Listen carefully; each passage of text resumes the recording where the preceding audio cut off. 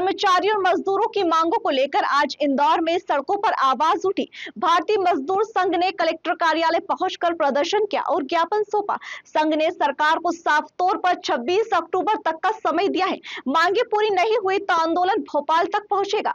आखिर ऐसी कौन कौन सी मांगे हैं जिन्हें लेकर कर्मचारी संगठन अब आर पार की लड़ाई के मूड में है? देखिए पूरी रिपोर्ट। भारतीय मजदूर संघ ने कर्मचारियों और श्रमिकों से जुड़ी कई मांगों को लेकर कलेक्टर कार्यालय पर प्रदर्शन किया। संघ की सबसे बड़ी मांग आउटसोर्स कर्मचारियों का न्यूनतम वेतन 30,000 रुपए करने की है। इसके अलावा EPS 95 के तहत न्यूनतम पेंशन बढ़ाने और पेंशन के लिए तय 15,000 रुपए की वेतन सीमा बढ़ाने की मांग भी उठाई गई है। संघ ने समान काम के लिए समान वेतन देने, आंगनबाड़ी और आशा कार्यकर्ताओं समेत दूसरे अस्थायी कर्मचारियों को नियमित करने की मांग रखी। साथ ही आउटसोर्स व्यवस्था खत्म करने और संविदा कर्मचारियों को नियमित करने की मांग की गई। संघ का कहना है कि पहले भी कई बार मांगे उठाई जा चुकी है, लेकिन कोई ठोस फैसला नहीं हुआ। अब 26 अक्टूबर तक का समय दिया गया है। इसके बाद भोपाल में बड़ा आंदोलन करने की चेतावनी दी गई है। लंबे समय से भारतीय मजदूर संघ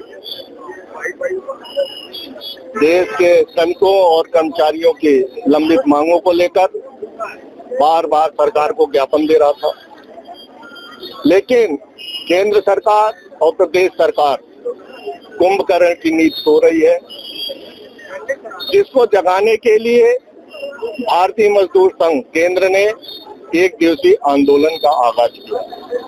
ये केवल एक ज्ञापन कार्यक्रम नहीं है।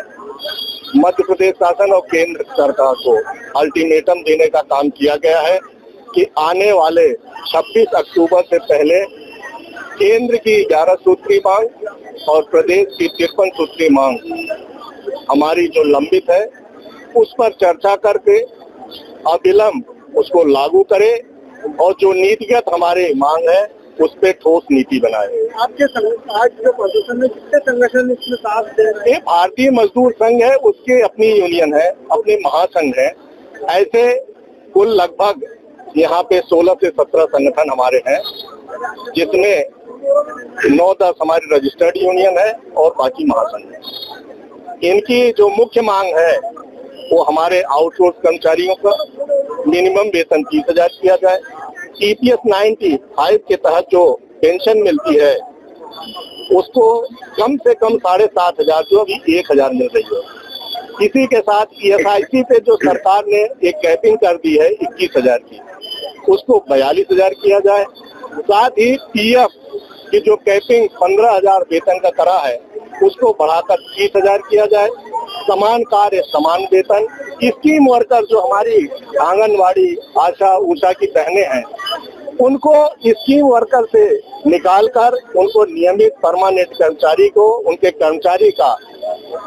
कर्मचारी मानते हुए जो परमानेंट कर्मचारियों को लाभ होते हैं, वेतन विसंगति और सामाजिक सुरक्षा वो दी जाए। साथ ही प्रदेश के समस्त संविदा को नियमित किया जाए, आउटसोर्स बंद हो, समान कार्य समान वेतन। और इसी के साथ जो अभी 4 लेबर कोड आए हैं उनमें IR कोड, इंडस्ट्रियल रिलेशन में OSH, इनमें भारी सुधार की आवश्यकता है। केंद्र सरकार ने और राज्य सरकार ने अभी ड्राफ्ट जो राज्य सरकार है इनको सुझाव दिया गया है, इन्होंने माना है और केंद्र सरकार ने मानकर भी उसको इम्प्लीमेंट नहीं किया है। अगर जल्द से जल्द उस पर सुधार नहीं करती है तो भारतीय मजदूर संघ 26 अक्टूबर को विशाल आंदोलन करके मध्य प्रदेश में भोपाल जाम करने का काम करेगी।